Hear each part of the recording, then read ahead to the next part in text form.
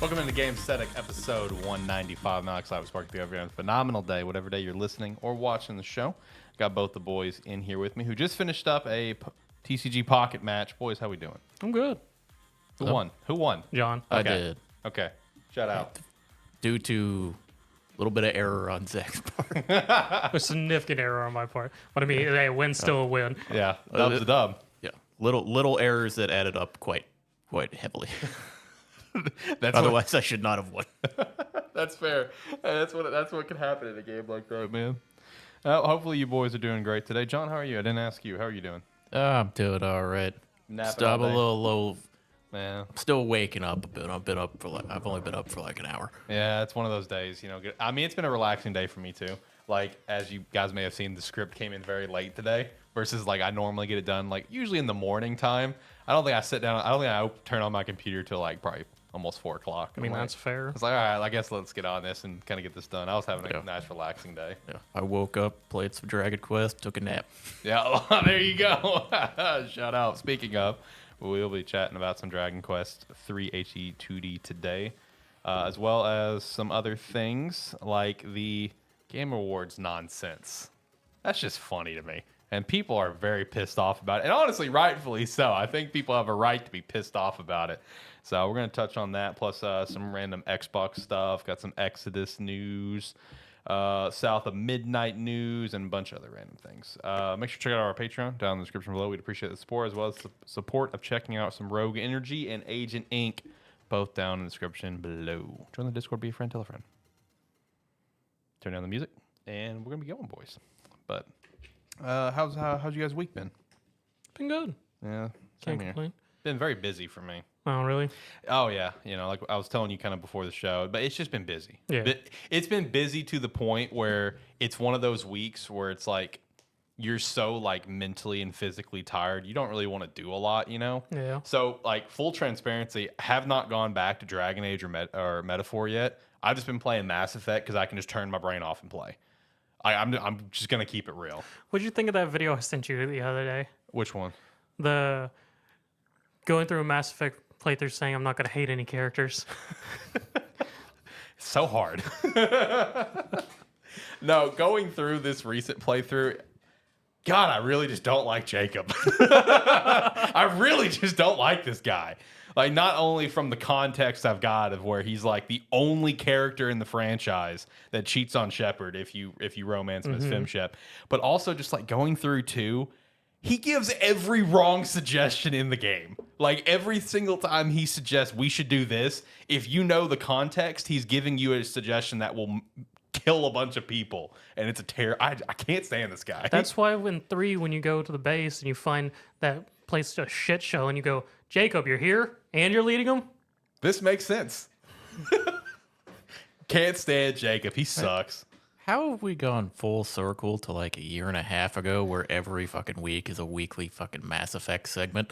To now Because, leading it with the show. because he's playing Mass Effect again. Yeah, I know, but it's I'm like sorry. I'm it, sorry, ju- John. it keeps going every Yeah. time. Well, it's around in 7 day. Let's be honest. That's I like you needed an excuse. I did actually because I wasn't playing Mass Effect before in 7 day. Once in 7 day hits, like all right, let's play some Mass Effect. And now I've just been on it. But you got all these other games you've been I trying know, to play. I know. Like, lately it's like I've been setting down probably like 8:30, 9 o'clock, and I want to play these new games, obviously, but it's like I'm just been tired. And it's like with Mass Effect, like I'm just playing. Like I've gotten through 2 so quickly because I've skipped like 80% of the dialogue because I've played it 25 times. So it's like I'm just playing. Just turn my brain off. Let's just play a game. Have a great time. I love the game. I know what happens. I'm just having fun. Here's the question, Alex. Do you think you could do a blindfolded Mass Effect run? Probably. I really do. Yeah. I'd be willing to try it. That's sort of a wild thought considering it's a shooter. Yeah. I'll try it. Can I have a handicap at least? What's the handicap? Like lowest difficulty? Or I mean, that's fair. Okay, all right. As long as you don't put me on insanity. If you put me on insanity, like You don't play Insanity anyways. I play insanity to an extent. You played it once. To an extent. Okay. You beat Mass Effect 1 and then Sanon 2. Yeah. Again, to an extent. You don't have to out me like this. Jesus Christ, what are we doing? I'm outing you because I've beat literally every Mass Effect on Insanity. If he tried to play it blindfolded, like he'd play for an hour and progress like 15 seconds into the game. Probably. That's not true. That's not true. You could get further than that because I could get further than that blindfolded. I mean, I think you're underestimating how much information you get from sound cues in games when you're just trying to walk around blindfolded. Oh, in Mass Effect, yeah, no, it's almost nothing. Yeah, but it's gonna be pretty brutal. Yeah. The first map is fairly straightforward. I mean, you can run into enough stuff that'll just slide you where you'll make it to where you need to go. Yeah. You'll figure it out. I'll try. I mean, it's straight left, cutscene, 3 enemies up the hill to the right, long path with more enemies. He's acting like Thane right now. The way his eyes are blinking and everything, he's like breaking things down like the way Thane recalls a freaking memory. Jesus Christ. That's usually about the Ashley encounter, talk with all her stuff. Yeah. All right, so he could do it for sure. He's got a memory like freaking like a Drell. Yeah. No, I kept playing Dragon Age, so Yeah, I haven't made it too far. Combat did get better for you though. Because I love the combat. I personally love it as a rogue. Yeah, I mean, combat got better for the most part. Now it's like most everything isn't really a challenge until it's like I'm fighting a boss that's like 8 levels higher than me or something. Yeah. And the difficulty I'm playing on, I'm kind of like, I don't know how playing on a much lower difficulty would be a whole lot of fun. Mm-hmm. Because like right now I actually have to engage with like dodging out of like boss attacks and stuff. Right. Because essentially even basic enemies, if I take 3 hits, I'm dead.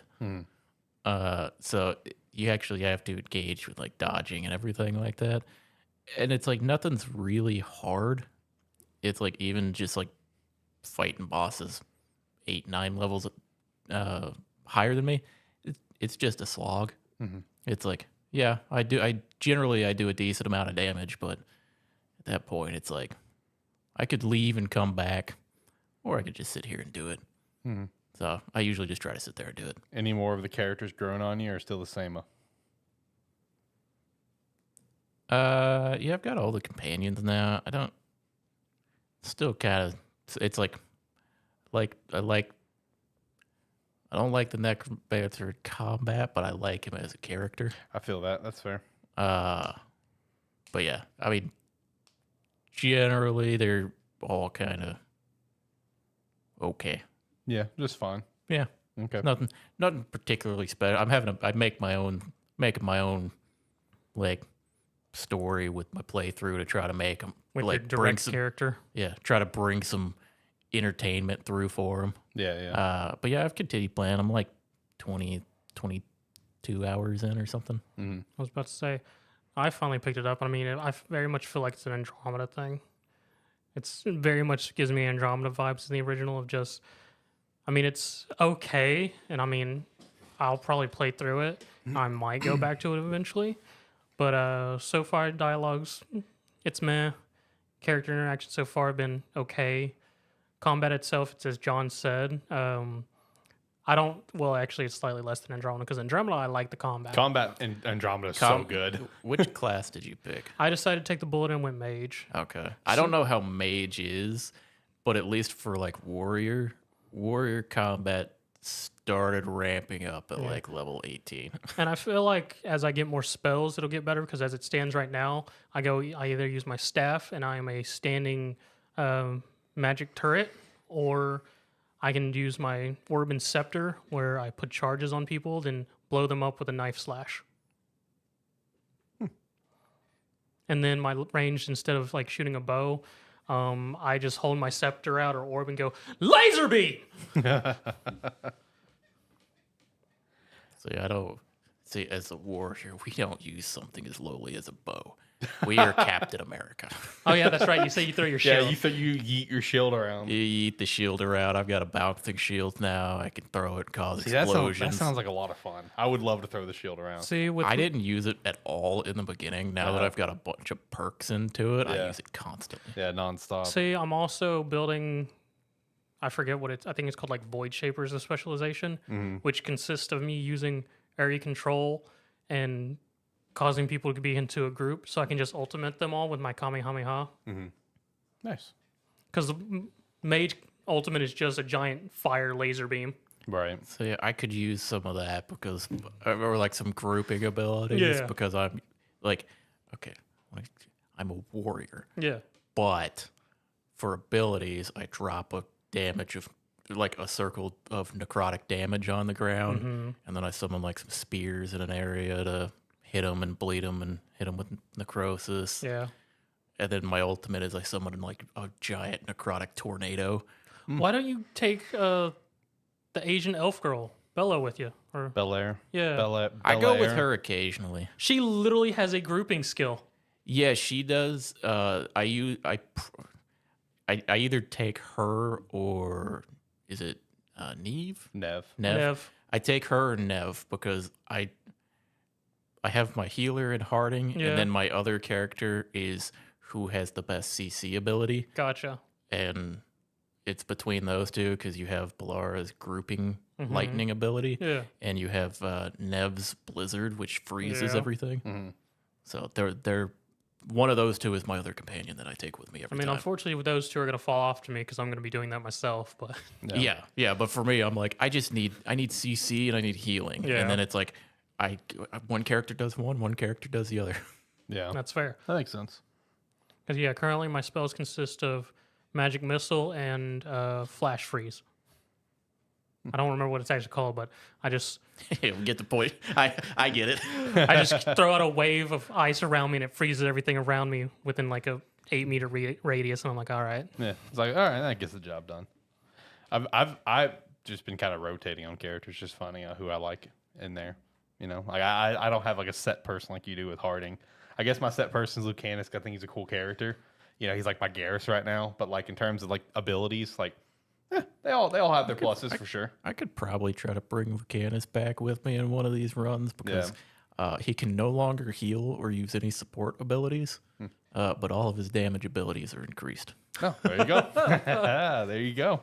I like Lucanus. He's He's a cool. little upset. Oh, poor guy. Also, being a Dragon Dance fan, Varric got done dirty.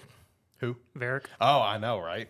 Yeah, he got thrown to the wayside. Oh, he's a great like side mentor character. I mean, it is sort of entertaining that he's become a mentor after all this time because Yeah. this is his third tour with a Dragon Age hero.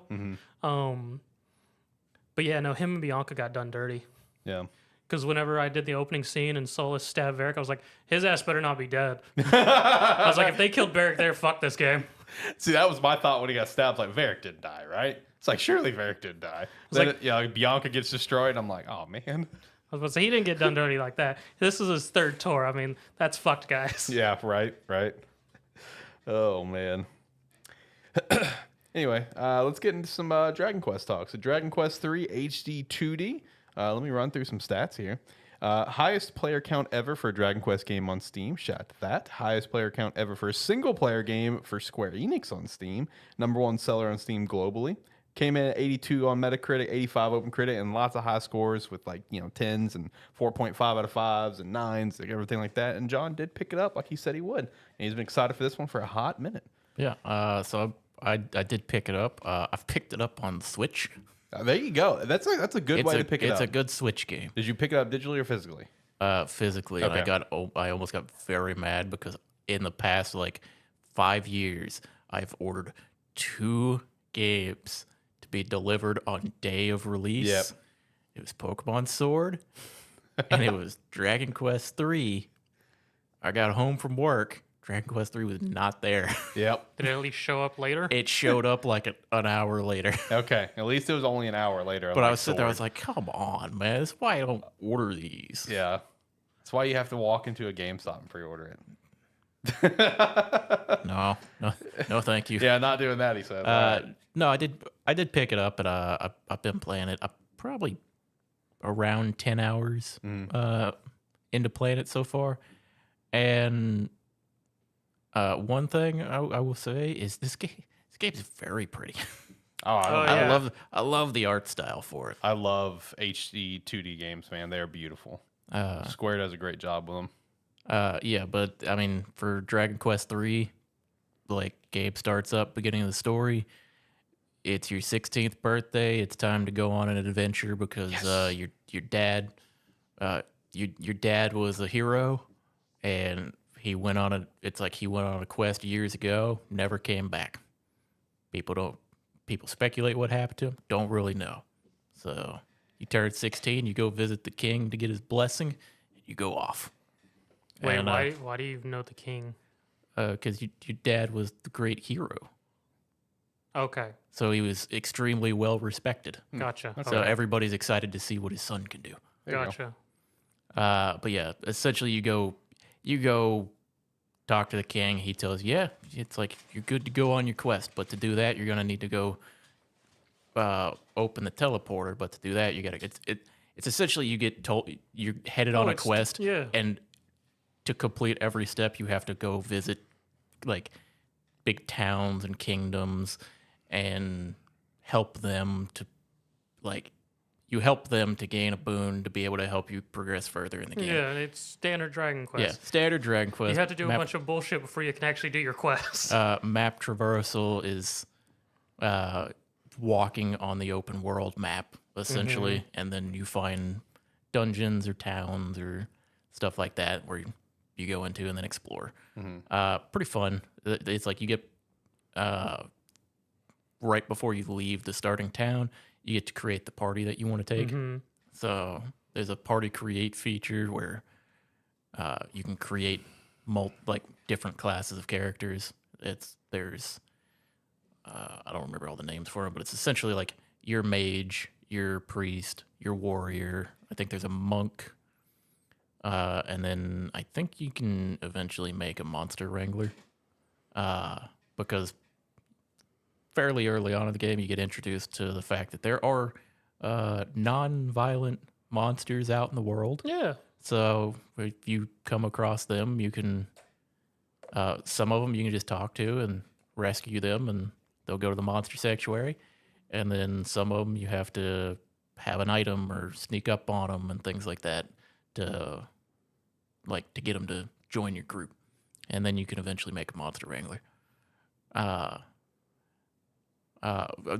For one subquest, I ended up helping a kingdom retrieve the crown of the king. Then I became the king. There you go. King just relinquished all of his authority to me. It's like, here you go, kid. Here's the fun part of Dragon Quest. That was a sub quest. Yeah, it's Yep. a subquest. I became a king because it's like the king wanted a break, so he let me become king, and then he went to go watch the monster fights in the arena. Versus a game like Metaphor, the whole entire game is about you becoming king. Yep. And that's just a subquest. And then there's a great when you relinquish being the king, so you can go back on your actually go on your quest.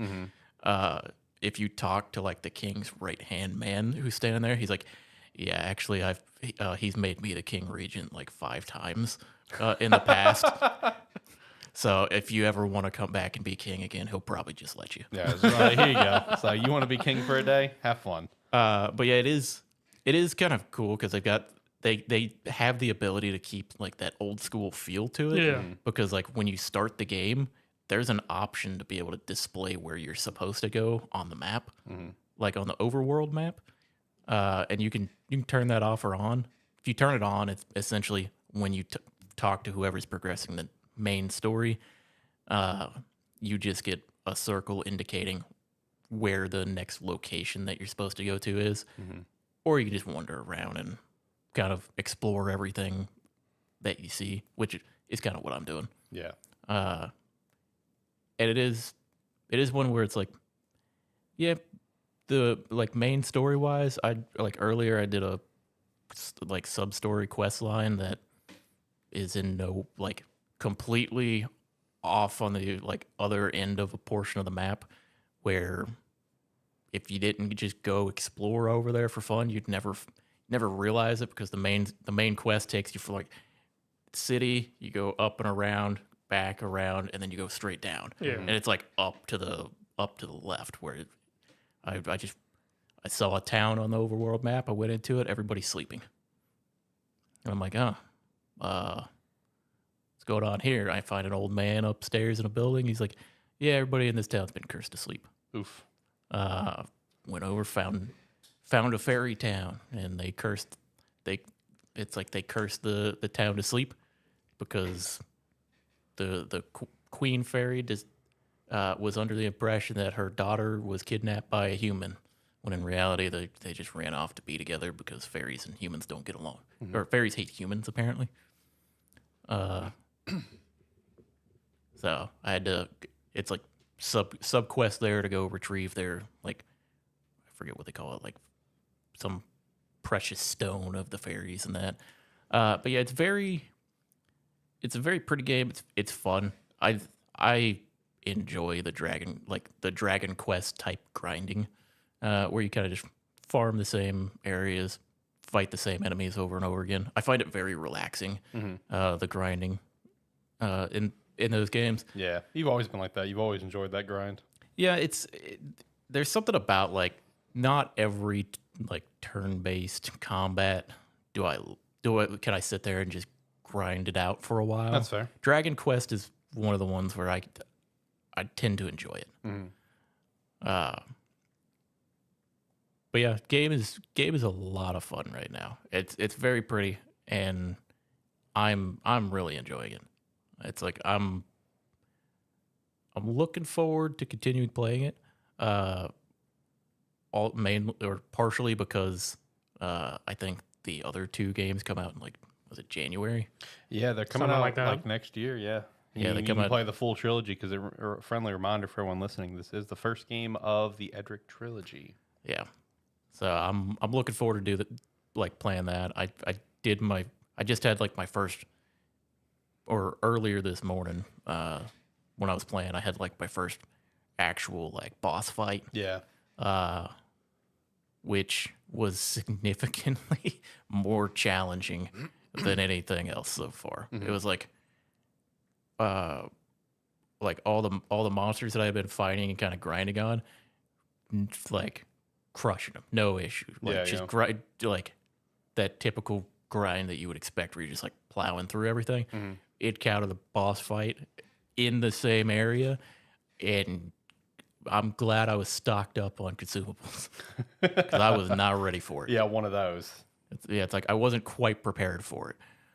So now I'm even more stocked up and ready to go. Hardest thing I've had in the game so far, keeping my goddamn mage alive. That makes sense. A lot of mages are glass cannons in the early ones. God, he's the only character that has like every best piece of armor that I can have for him right now. Because I'm like, everyone else, I'm like, hey, you guys are doing fine. It's like, you guys are fine. You got a lot of health. This guy, I'm like, dude, you get hit twice and you die. But yeah, it's kind of just some of that early game learning how some of the AI targeting works, how much damage people can actually take in certain areas. So still learning the combat system to an extent. But yeah, having a blast with it right now. Yeah, two things. One, I will say I think it's pretty cool that you picked this up pick this one up physically, because obviously this is by no means confirmed. I'm just speculating and seeing the writing on the walls and putting two and two together. But I'm willing to bet when the next two come out, if they get physicals, it'll probably be just, again, that big fancy art where you could line up all three cases together and be the art. That'd be really sick. I'm just putting two together. So, I mean, I guess shout out to that. But I do have a question, though.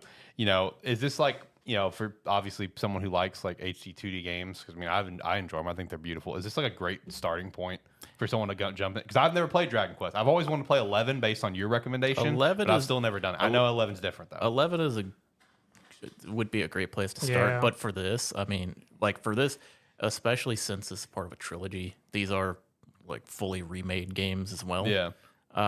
And honestly, it might be a bit easier because, I mean, it is Dragon Quest 3 because it's more standard RPG party crawl. Right. Yeah, it's much more like standard RPG. You can craft your own your party with your own types of characters. Like when you go to create your your party characters, they give you the standard 3 options of mage, warrior, priest. You can craft your own character with their own class and everything. Because I mean, it is very much like I'm getting a bunch of gear for character classes that I don't have right now. but yeah, it's like as far as a starting point, I'd say it's a great starting point because like it's not. I mean, keep in mind the original game came out in what, like 1988. Something like So that. it's yeah. like it's fairly straight, like as far as traversing and like where to go and how to play it. It's fairly straightforward. Yeah, it's not overly complicated. It's not overly complicated, and like like it's been pretty fun, or it's been a lot of fun, really. So if you wanted to jump into Dragon Quest, I'd say it's a good one to start with because 11 is a lot different because 11 has like the open world or it's like the open areas with like it's more modernized where the monsters are on the like out in the field and you run up to encounter them, whereas this is random encounters. So it's but yeah, I would say give it a try if you wanted to play it because it's like just a simple fun game, and two, have you played the HD2D games yet? I've played HD2D games. Yeah. They're I've tried both Octopath Travelers. I've obviously played Triangle Strategy. Yeah, it's great. Yeah. Yeah, I love that art style to death. I would absolutely give it a try. Because honestly, like I actually really want to pick it up just to have it as part of a collection. Because I'm putting two and two together that 1 and 2 will also physical release, especially when I see the sales in Japan for 3 selling out everywhere. I honestly just want to have them for collective sake. Like I want to continue to build my Switch collection just to have stuff. So I've actually really want to pick this up. Yeah, I would pick it up then. Yeah. It's like because it'd be one of those things I picked it up, I may not jump into it right away, but I know I want to play it eventually. Yeah. Because I am interested in it. Yeah. Because yeah, I would just pick up a physical copy then. Yeah. Having your shelf ready. Yeah, because it's kind of like the same thing. I saw a sale pop up for another game that I really want to play, but I know if I buy it, I'm not going to play it like anytime soon. Lost Crown on sale for $17 right now for Switch. That's a crazy price. So I want to pick that up and just have it ready to go. That's kind of how I feel with Dragon Quest. Same reason why I picked up Emil the Smiling Man, because I didn't want to miss out on the physical edition. I didn't want to miss out on that. well, it's like I've wanted to play the Dragon Quest trilogy for. I've wanted to play it for a while, but it was like a year ago we got announced that they were remaking it. Like so I've been like holding off because I wanted to play these remakes. Yeah, perfect timing. So it's finally here, and yeah, I've been playing it and I've been loving it. Yeah. I was about to say, I mean, this is a great starting point. I mean, other standard ones, if for more modern ones, be up as 11 and then 8. Mm-hmm. Because 10 is an MMO, and I don't actually know what the heck 9 was on. Isn't 10 getting an offline mode though? It is. Yeah. It's getting an offline mode. I think in a similar art style. Yeah. Okay, that's pretty cool. Shout out to that. Yeah, and shout out to Dragon Quest 3 HD2D. Like I said, good review scores. It's got extremely positive reception. DS. So, bueno. Dragon Quest 9's on the DS. Is that it? Yep. Wow, interesting.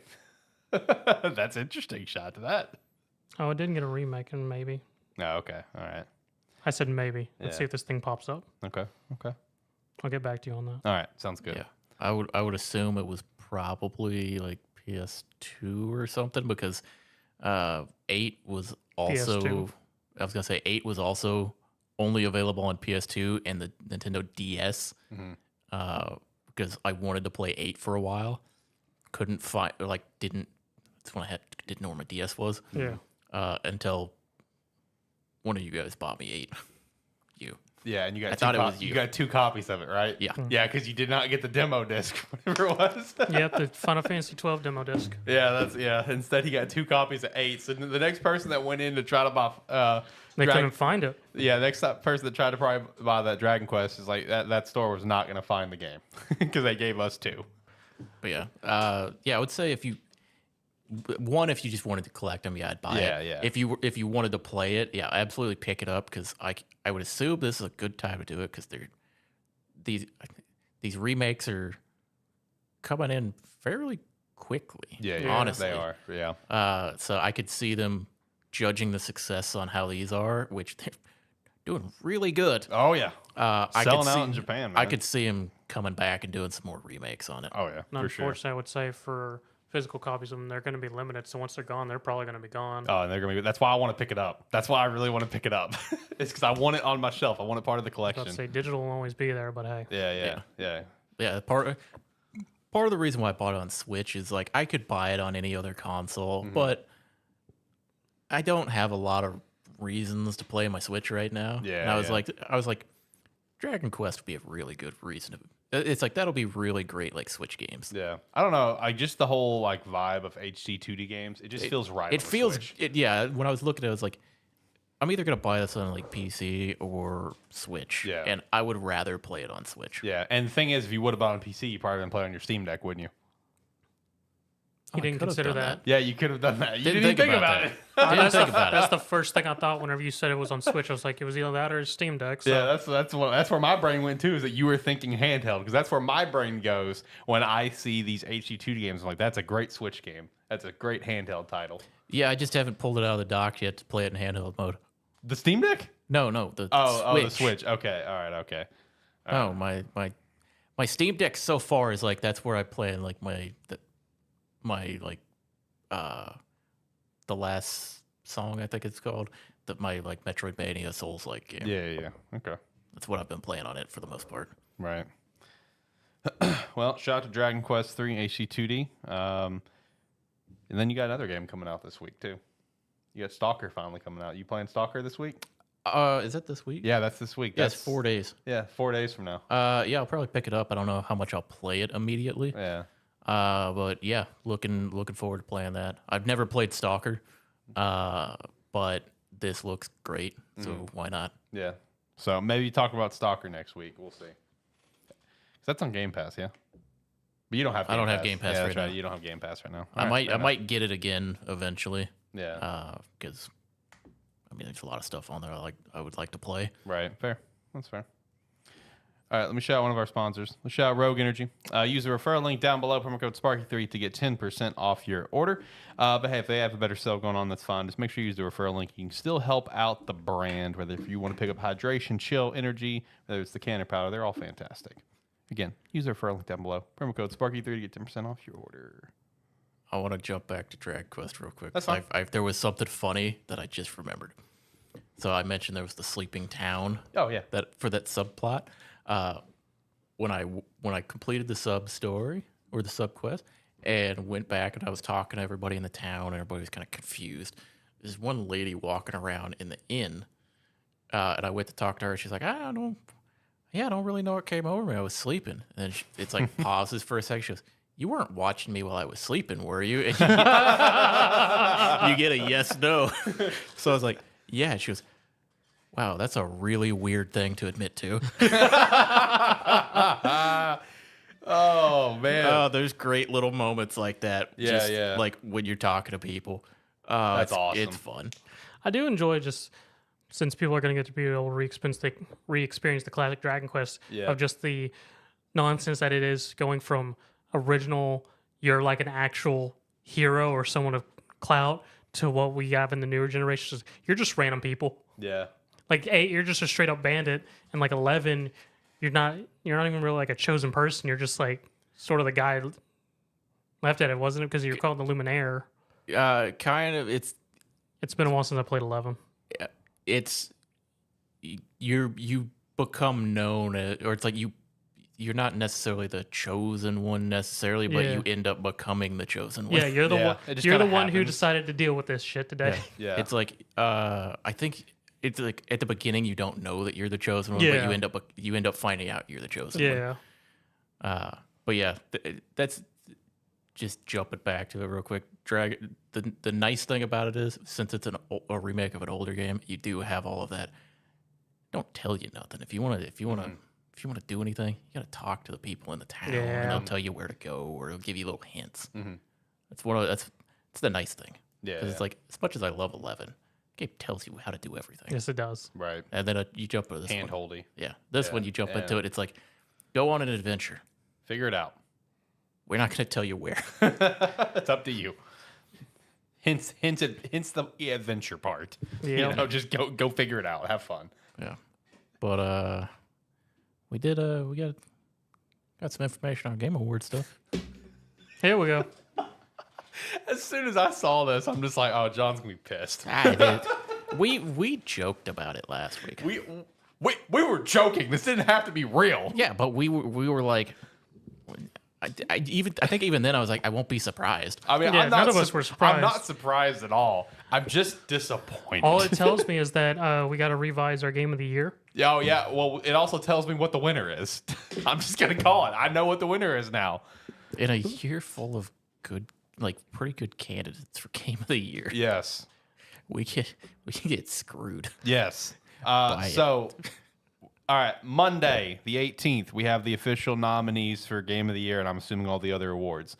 So the big news about this is very conveniently, TGA updated on their website under the FAQs has updated a section about DLC, expansion, remake, and remasters. And it says, the Game Awards aims to recognize the best creative and technical work each year, irrespective of the format of that content's release. Expansion packs, new game seasons, DLC, remakes, remasters are eligible in all categories. If the jury deems the new creative and technical work to be worthy of nomination, factors such as the newness of the content and its price/value should be taken into consideration. So the TLDR for everyone, Elden Ring Shadow of Erdtree can now be nominated for the Game of the Year category. And every other category it would hit. Yeah.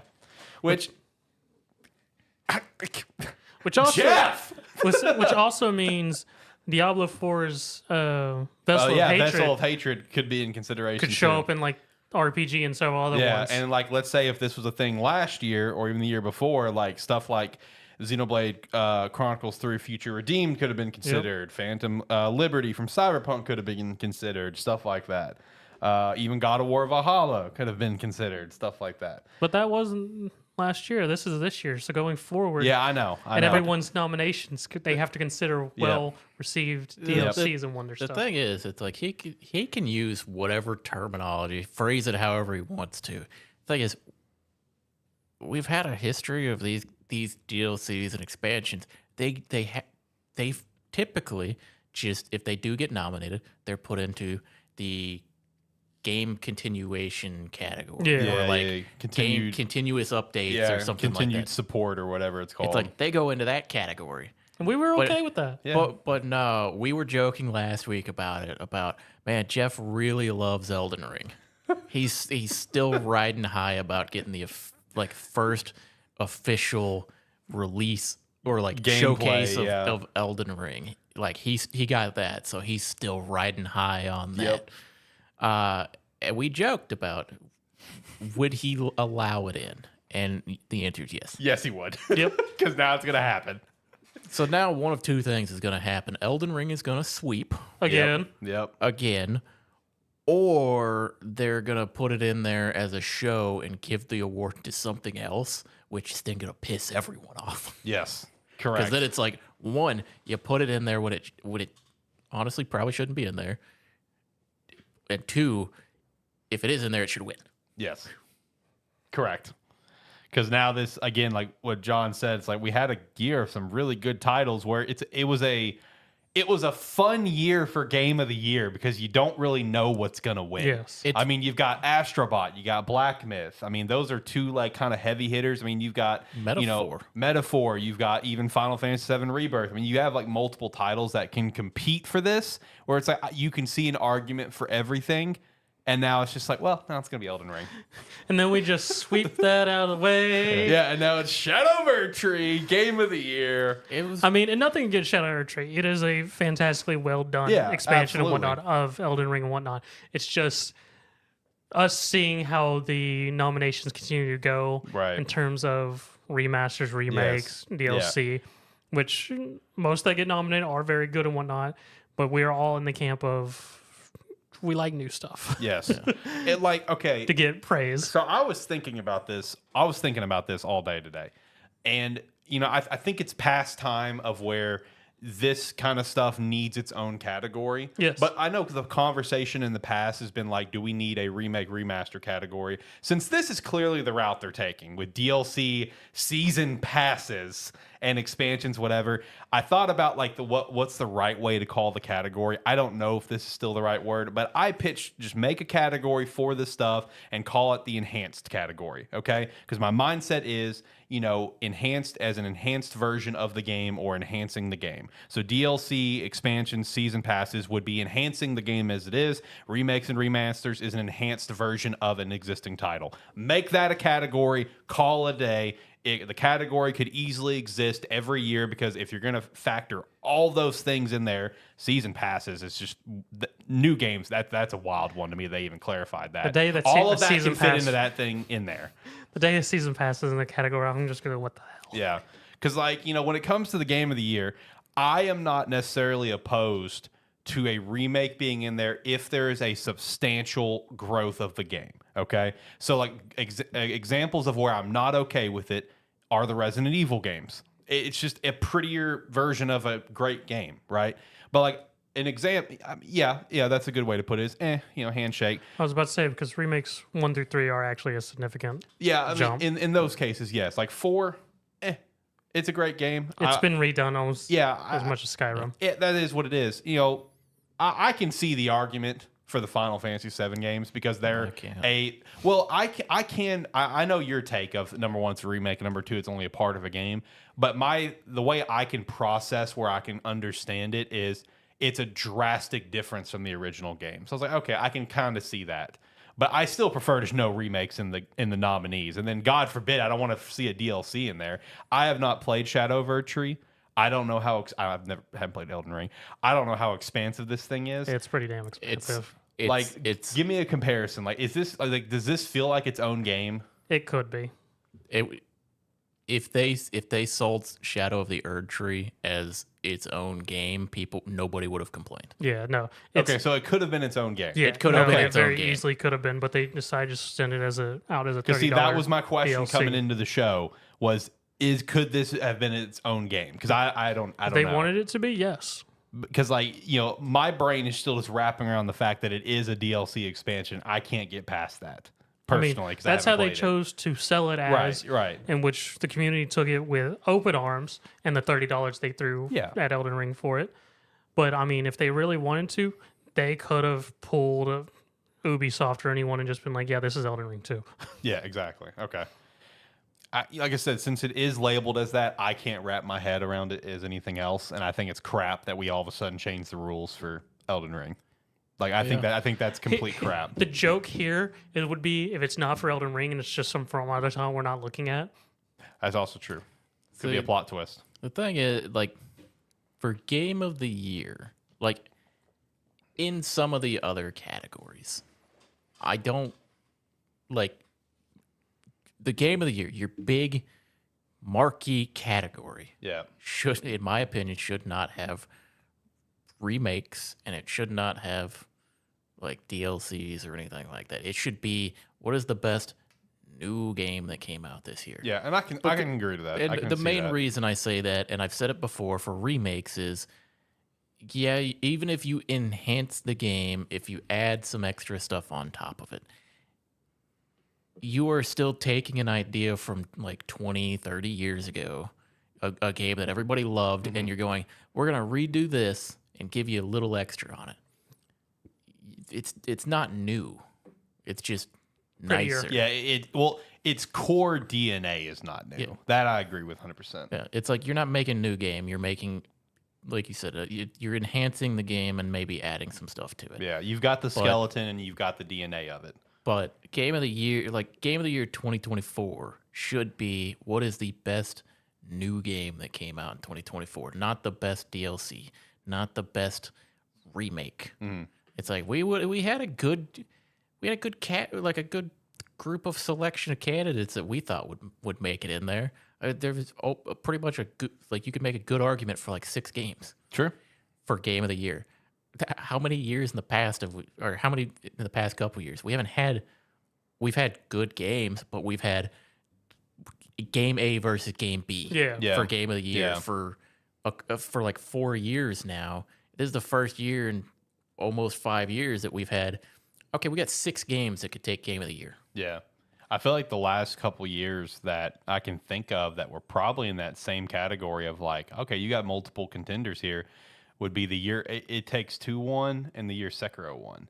You know, the other years, like, I mean, it was clear between like Last of Us Part 2 and Ghost of Tsushima. It was clear between, you know, God of War and Elden Ring. You know, it was clear between Baldur's Gate and Zelda. You know what I mean? Like, you know, we had those clears, but I would say, yeah, it's been a few years. The last one probably be the It Takes Two year. That was the year Metroid Dread got nominated too. I didn't realize It Takes Two took Game of the Year. Yeah, It Takes Two won the Game of the Year at the TGA a couple of years ago. Dang, okay. Yep. But yeah, it's like, I mean, you could argue that, yeah, we don't have like big game A versus game B because we didn't have as big of releases this year. But also, it's like we've had a good year of games. Yeah. We've had a bad year of some games too. But historical failures.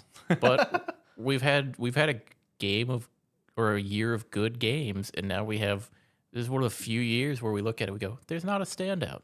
They're all good. Yeah. And it's a shame that And then they're gonna get swept. by the standout. Right.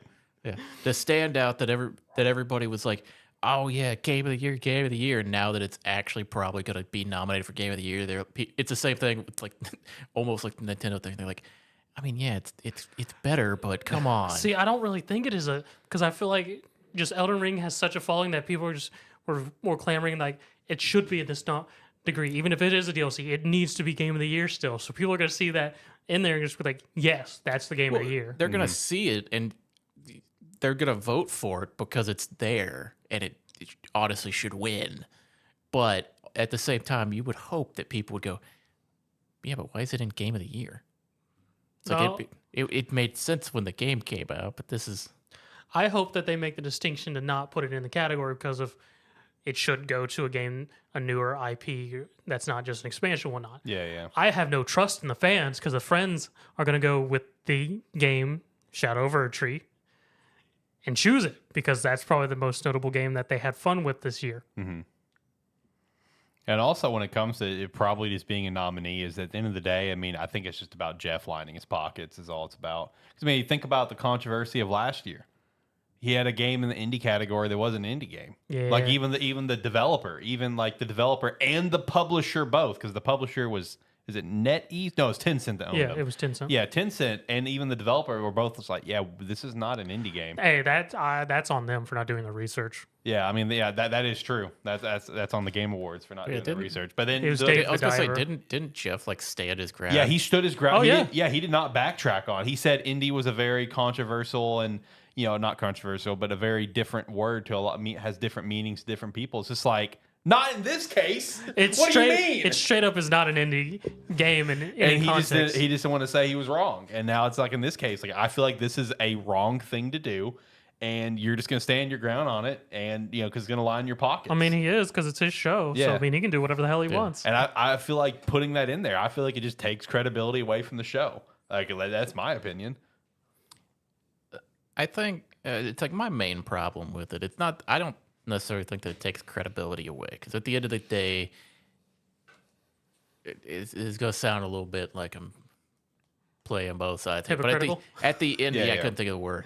At the end of the day, if Shadow of the Erdtree gets nominated and it wins, we will have like the best game that came out this The year. best piece of gaming content. Best piece of gaming content will have won Game of the Year. Yeah. The problem is it's not its own game. Yeah, and that's fair. Yeah, And that's fair. You're being devil's advocate. Yeah, here. it's I, like- I know what you mean. The best piece of gaming content will probably win Game of the Year, but it shouldn't be nominated for it because it's not its own new game. Yeah, So I could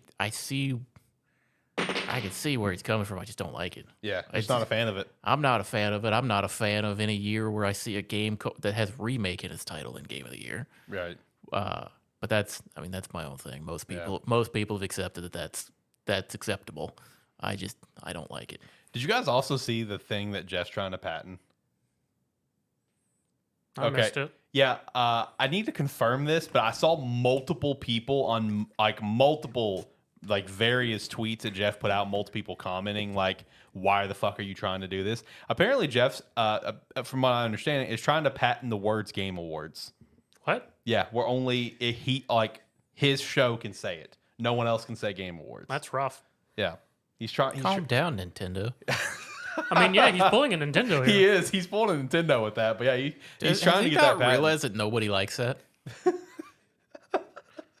I mean, the classic Fallout 4 thing. Everybody disliked that. I was about to say, it's not even just a fan base thing. That's just an I can't even think of where I was going with that now. More or less, his own realm of job and whatnot of community things of just other. He's fucking video game media. Yes. Yeah, he's fucking the media is what he's doing. It's like, yes, Jeff, we all like the Game Awards. We all like Summer Games. We like the showcases that you put on. We like the work that you're doing.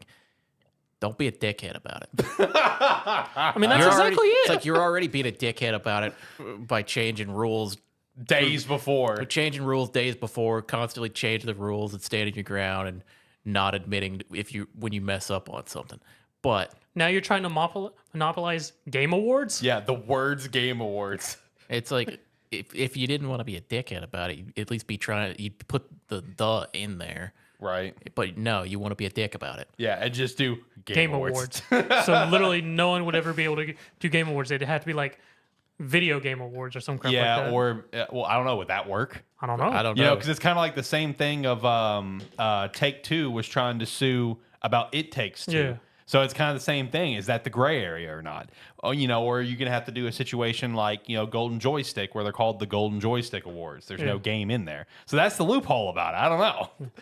It's the Game Video Awards. Yeah, the Game Video Awards. Jesus Christ! Damn it, Jeff! Don't be a dick. We'll see if that patent actually goes through, though. We'll see. Yeah, but We may talk about it now, but it may not go through until like 5 years from now. yeah. Yeah, it's like, Jeff. Yeah, we like what you're doing, but be consistent. Right. That's why we liked it. Well, he is being consistent and being a dick. Well, it's like No, he's being consistent and standing his ground on his choices. it's like he's been consistent for like the last several years. Where it's like we knew what everything was gonna be, we knew where everything was gonna go, but like in the last year. He's like, nah, I'm gonna make shit up as I go now. Yep. It's like, no, that's not why. It's not why we like this. We don't want you to quit being the dickhead. Right. It's like be the dickhead on the night. Don't be the dickhead ahead of time. I was about to say, stop bending the rules for things that are benefiting. Right. We like the Game Awards because it was, for that, as far as we're aware, mostly impartial. Yeah, true. And now it seems very partial. Yeah. I was going to ask, do you guys remember what our nominee predictions were? Nope. Because, all right, Astrobot, Black Myth, Metaphor. I threw in Dragon Age, so Like a Dragon. So what was the last one? Was it just Final Fantasy? I don't think it was Final Fantasy. I thought Final Fantasy was our last one. I think I might have been the one to put that in there because I just think it's going to be in there. So was that the 6? I think it was. We may have thrown Final Fantasy in there. I don't remember. I think I'm the one that did because you did not. You refused to do it, and I did it. I think because I think it's going to be. I didn't do it, and then I put forward Metaphor and probably Astrobot, maybe something else. But it's like you put forward like Black Myth and a couple other things. Okay. Well, let's just say that was the 6. No, because he didn't want to put Black Myth up, and you did. Yeah, okay. I think it was Final Fantasy, though. And we might have put Final Fantasy, but I think that's when we started having that discussion of would Shadow of Erdtree be in there. All right, well, if that was our 6, take out Dragon Age, add in Elden Ring. There you go. There's the nominees. Because I was kind of having that thing of where like Jeff might do his thing where like, oh, Game Science had some controversy. That's and right. that so that we may not put him in there for that. But I mean, who cares, Jeff? You're making your own winner. Yeah. So I'm gonna say that's gonna be the nominees though: Elden Ring, Shadow of Erdtree, Astrobot, Black Myth, Metaphor, Like a Dragon, Final Fantasy VII Rebirth. There you go. That's the Game of the Year nominees. I think we'll see on Monday, and I guess we'll see all the other nominees too. Yep. I guess. Yeah. I would hope so. Yeah, everything being revealed that day. So Unless they're going to do it as a week-long thing. no, I think everything should just be that Monday. And then we're going to pencil in, very lightly pencil in, that we're gonna do another live stream for the Game Awards, and we'll see if John shows up. Would this be the first time? If you don't get sick and you come, would this be the first time? I've never been here. Okay. Nope. Well, it'd be over Discord, so you can relax. I did. I made an appearance, I think last year, because I just sent a message in chat before I fell asleep. Yep, that sounds about right. Yeah. So we'll just do it over Discord. We'll pencil that in. It'll be a fun time. So This is just me waiting to see if I get a text saying, "Hey, we're both sick." just like not that long ago, I texted him that we were both sick, and Zach's response was like, "God, it's not the Game Awards yet. What are we doing?" Oh man.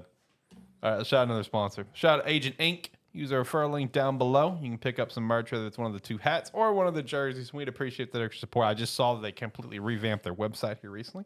So shout out to that. Go check it out with the referral link down below. All right. So you guys got anything else that you guys want to chat about? If not, we can start going through the weekly wrap-up. I do not got anything specific. Boop, boop, boop. Not right now. Okay. All right. Well, if you do, obviously shout it out. Oh, shit. It's my week for Game of the Week. All right. I got to figure that out here soon.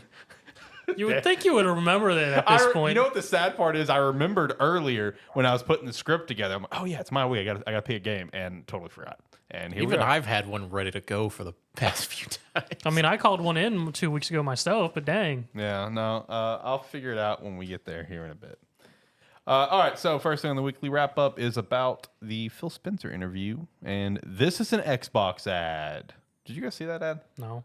It's some new promotion thing they're doing. It's up on the website where it just shows different ways to play Xbox games, and it's just everything says this is an Xbox. So it starts off with the Series X, and then it'll show like Does a it laptop. show the fridge? I don't. That's a great question. I haven't. Does it show the fridge? I I will- have to know. I will say I didn't. I may have seen parts of this. I didn't know if people were memeing. I've just seen a bunch of pictures that say this is. People are putting this as an Xbox on stuff that is anything generally shaped like an Xbox console. So I don't know what's real and what's not. Okay, so no, there's no fridge, unfortunately. Okay. No, they have they have the Xbox Series X. Then they have a laptop saying this is an Xbox for your lap.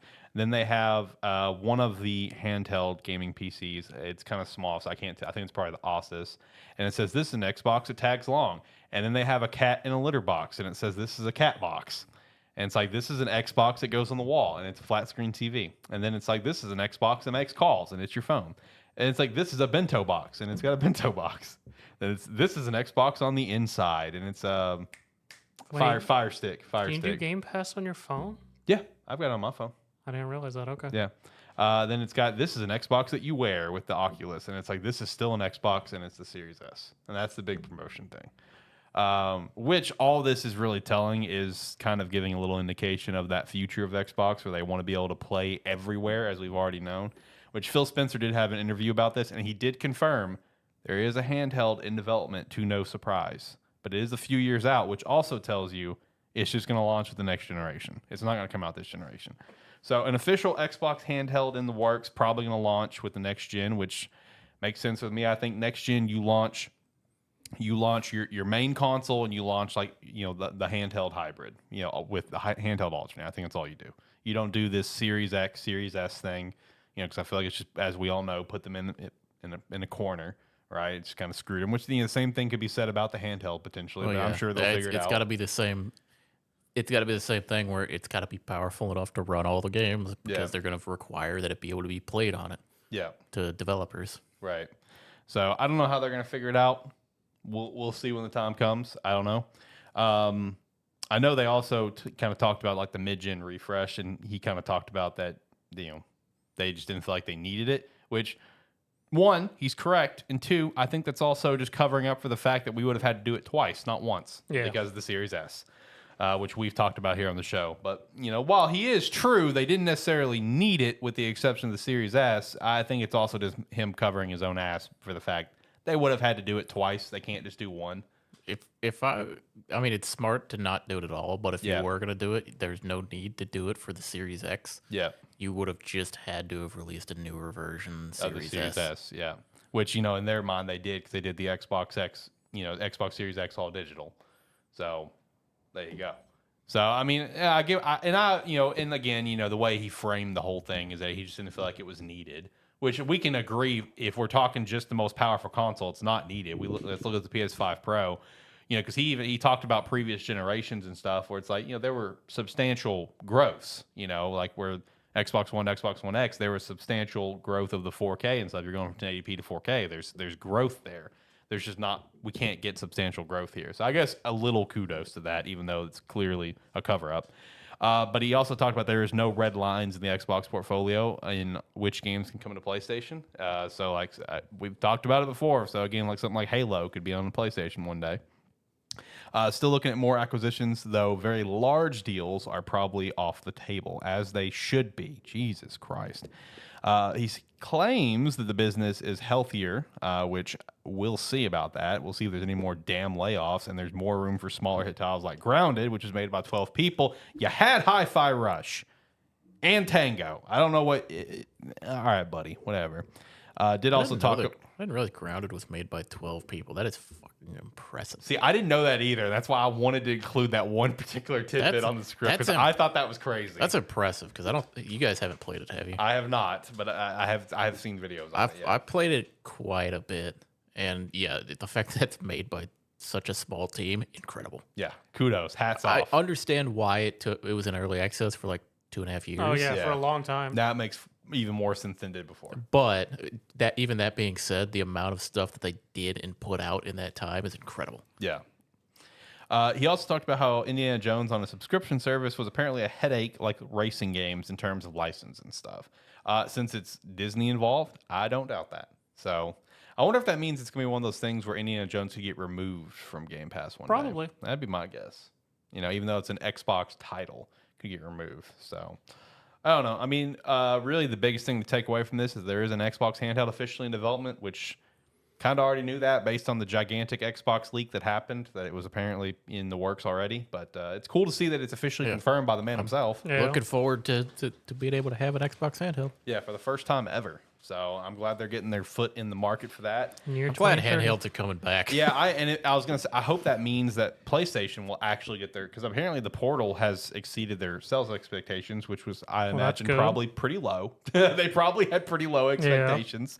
So hopefully that means that, because I've always believed with the Portal that the Portal was them dipping their toes in the water to see if it's like, all right, should we do a native one? Let's do this first, and let's see if a native one will work.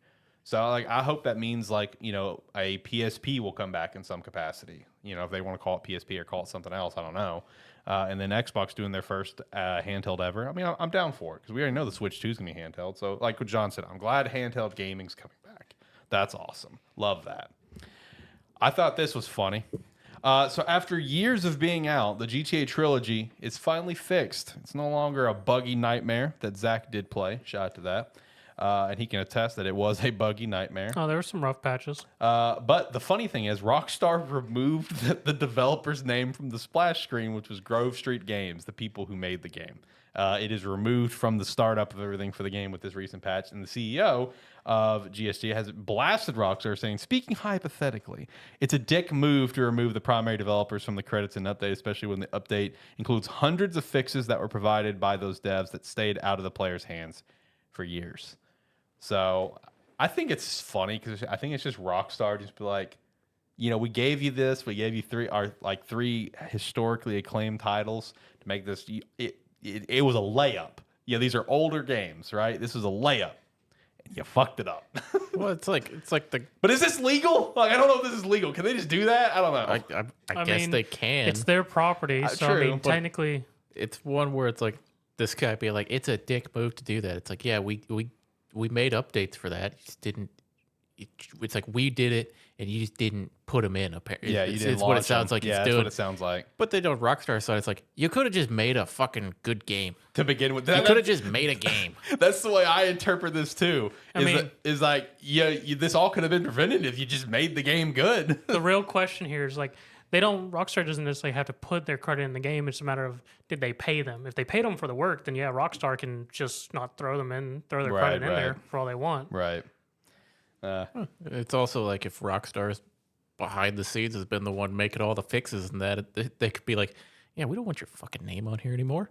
But at least for this comment, it implies that Rockstar didn't do the fixes. Game Street Grove did. Yeah. But from that, it's like stayed out of the players' hands for years. I would assume that like maybe Grove State Game worked on it or like had some fixes, and Rockstar may have just went, dude, we're fucking done with you. We got this. It's possible, yeah. See that there's a lot of gray in this, right? I was about to say there's not enough information besides. Yeah. Yes, their logo was taken off the splash. And For and my one perspective, hypothetical. yeah, for my perspective, I could assume like it got shipped and Rockstar's like, "Are you fucking kidding me?" Like, get out of here. We'll fix. We're done with you. Either way, it's funny. It's Yeah. funny.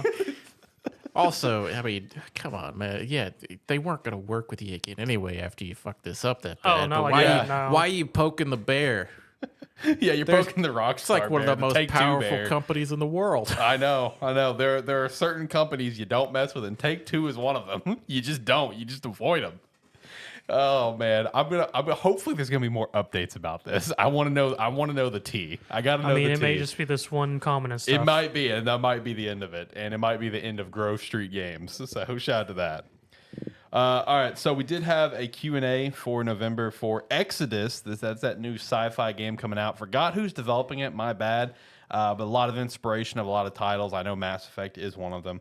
But it's a lot of different random pieces of information that came out I wanted to shout out here. Not all quests will include choices due to the time dilation, but all of them will have choices that have impact, and they will create cascading effects for later parts of the game. Pretty standard there in terms of like narrative-driven stuff. The team hears gamers and the community about wanting to see gameplay. The game is coming together really nicely. A date does exist for when that's coming, and stay tuned, which they did say they plan to share more in December. So hopefully we'll actually get to see some nice gameplay. Protag June, shout out to John with his online name, is a customizable character that leans more into someone like Shepard from Mass Effect that has personality, his voice, lots of drama, etc., as opposed to being completely blank slate like Protag, like Elder Scrolls. Again, kind of figured that's where I was going to go. Weapons won't become obsolete when you return from the Exodus missions, but in-game technology will evolve alongside you as you go on those missions due to the time dilation. CC CC Orlev, which is Matthew McConaughey's character, plays a major role in the game. That's a secret for now. His tagline, I am CC Orlev, yesterday, today, and tomorrow, has a specific meaning. So, interesting. Really excited to actually see more on this game, see some gameplay on it. I don't even know if there's like an actual release window. I think it's just TBD, isn't it? Yeah, they haven't announced anything. Okay, that's what I thought. But either way, really excited to see more on Exodus. I've been kind of watching this one since it initially got announced, so looking forward to seeing more on it. Did you guys watch the South of Midnight preview? Because I forgot. No, I missed this. I mean, I would have watched it because this game I've been sort of waiting for. Yeah, there was a preview video that came out this week. I just forgot to watch it. Did you check it out? Because I know you were interested in this game too. Well, I think you guys were more interested than me. Yeah. I like it. I like the concept of it, but Right. It's more of a we'll see from me. All right, that's fair. So some information from the preview, which is all kind of like just little tidbits, I feel like, more than anything. It's set in American South. Comparisons to Kena, Bridge of Spirits. So shout out to that. Face off against mythic creatures from southern folklore who control each region. Hazel is a weaver who uses magic white threads to control the world around her. That sounds interesting. I'll be kind of curious to see what they mean by that exactly. I assume it's probably in the video. Again, I need to watch it. Yeah. Traverse the world with double jump, air dodge, grapple, glide, and more. Unique stop motion animation style, but the stop motion animation style can be turned off except for cutscenes. So if you're not a fan of it, maybe it kind of messes with your head a little bit. No big deal. You can turn it off with the exception of the cutscenes. High praise for the soundtrack audio design, so that's always a good thing. Third-person action combat. Official game length's about 12 plus hours, which, cool. I'm down for something like that. Unreal Engine 4, targeting 60 FPS on Xbox, and it's a 2025 release for Xbox Series, PC, and Game Pass. So I need to watch the video for this, though, because does look a really interesting game. So shout out to South of Midnight. If you haven't checked out the preview video, you need to go check it out.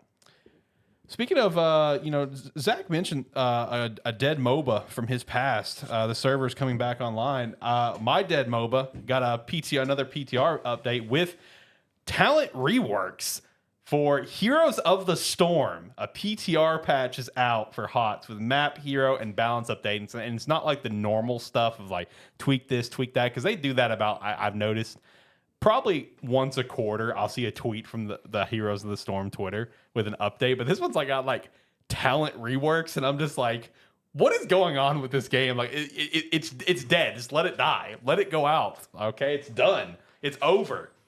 I would love for it to be a thing again, but it's not. Its window has passed. I love Heroes of the Storm, but this thing's dead. But I guess shout out to Heroes of the Storm, I guess. Still thriving in some capacity. Just like Strife is apparently coming back out of nowhere. I wouldn't really say coming back, but well, I mean, the servers are online, so yeah.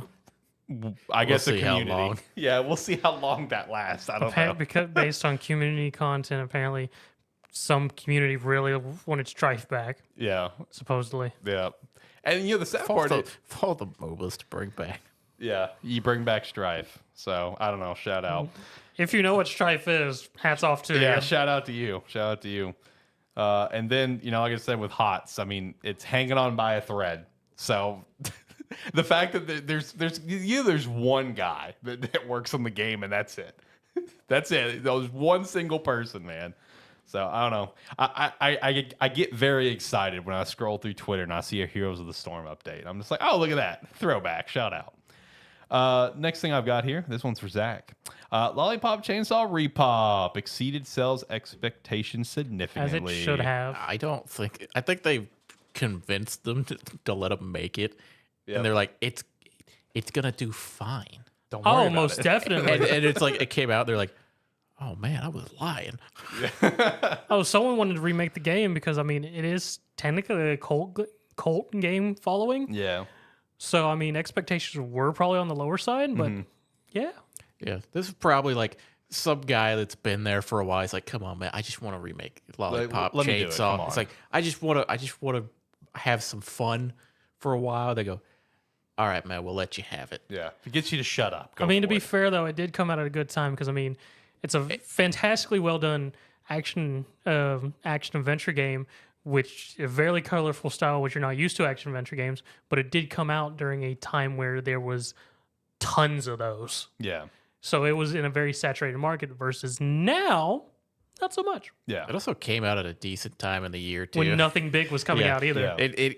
It's one of the few games this year that came out, and it was like, we got a nice little window right here. Yeah. For Where people. it has a chance to breathe a little bit. Yeah, it's like people are probably finishing up the last big game. They're waiting on the next one. They just want something fun.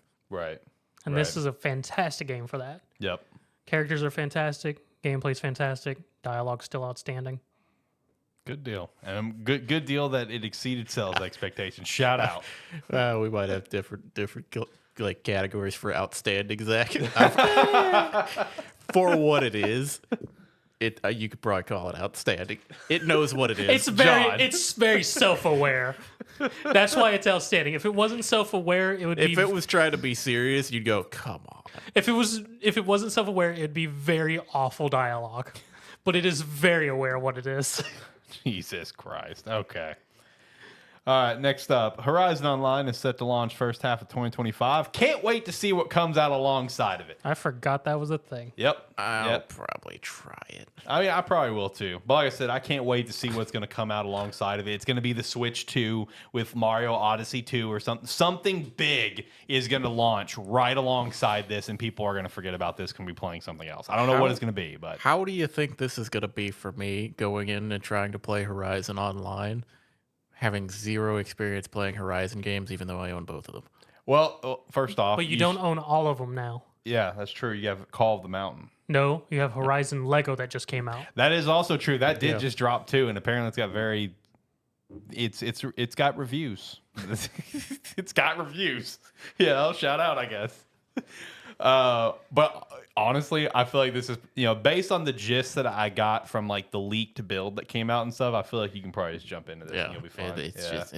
It'll Horizon be a universe. game. Yeah, it'll be a game that will get overshadowed by something else as per norm.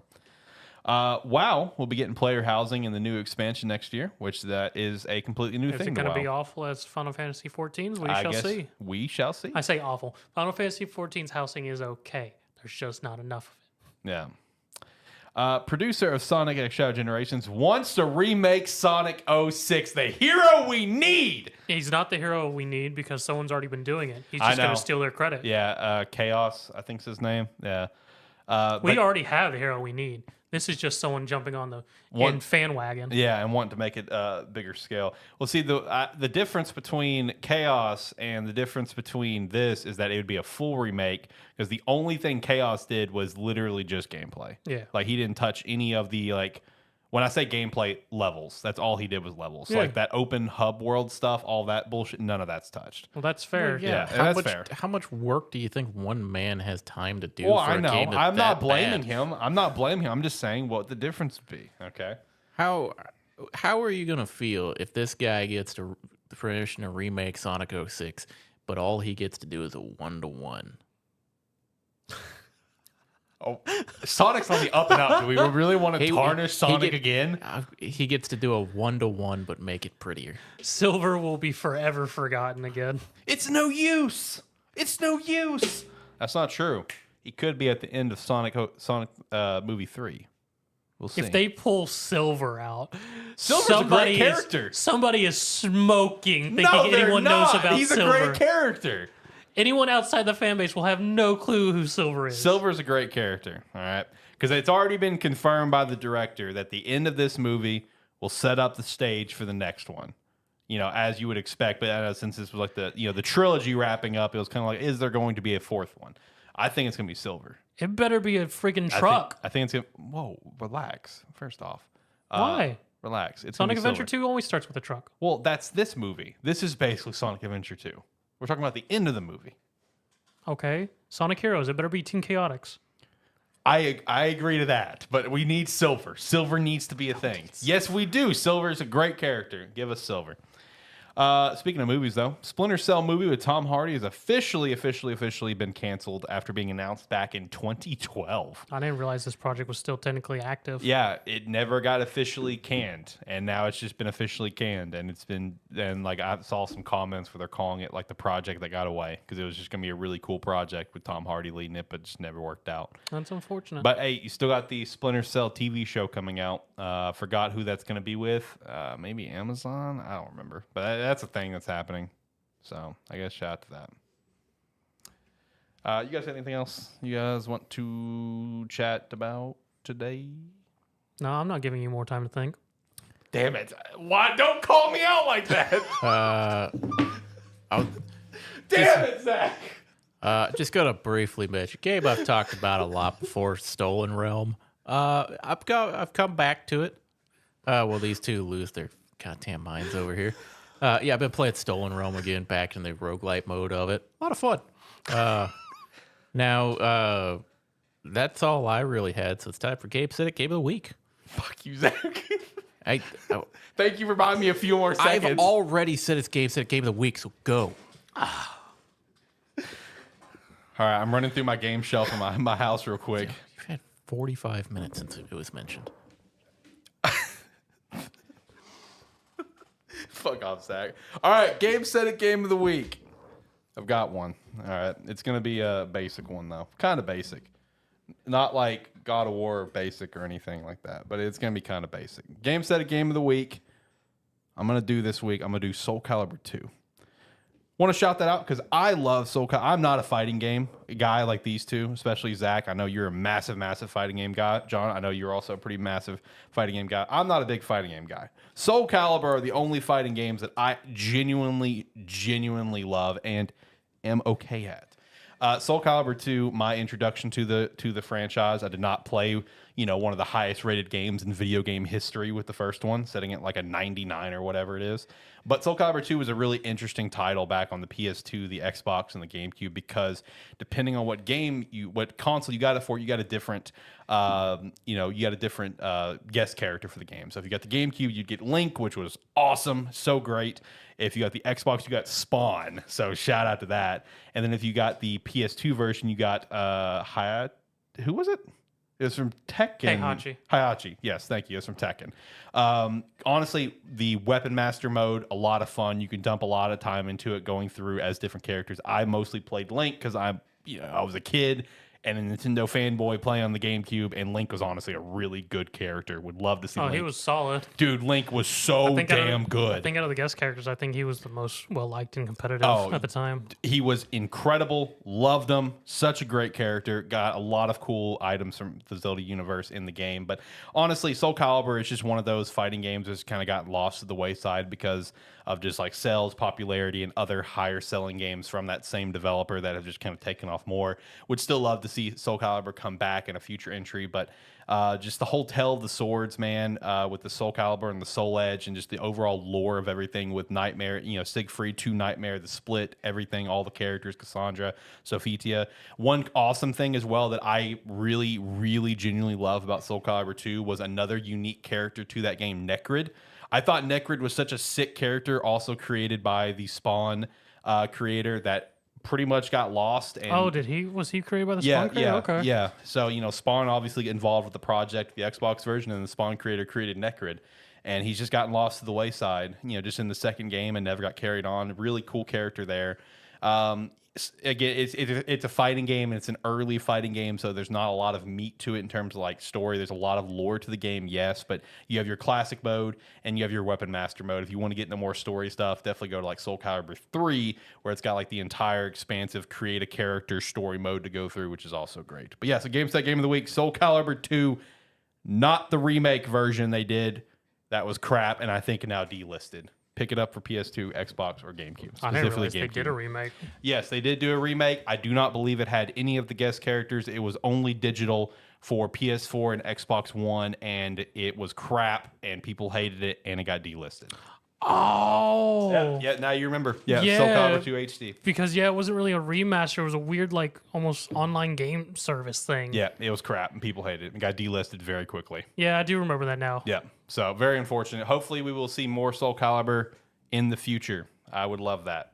It's going to be a long time before the next one. It's been a while. It's the last one I think was 6 or 7. 6. Yeah, and I think it's going to be many years before we potentially get 7, which really sucks because I love Soul Calibur. I love that universe. I love the lore. I love the characters. But we'll see if we ever get it again. But that was GameStet Game of the Week. All right, you guys got anything else? Nope. Or you want to wrap things up? John? I'm good. All right. See the music. Let's get out of here. Like, comment, subscribe, rate, whatever your platform allows. It does help. Comment if you know who the heck Silver is. Wow. All right, do everything he said and more. And if you like what you saw here today, but want to come check us out live, we do these every Saturday about 6 p.m. Central Time. And yeah, leave a comment about what you think about the Game of the Year. What you think's actually going to win it this year. Yes, please do, because this is a crock pot full of shit. But yeah, Monday we will get the nominees for the Game of the Year.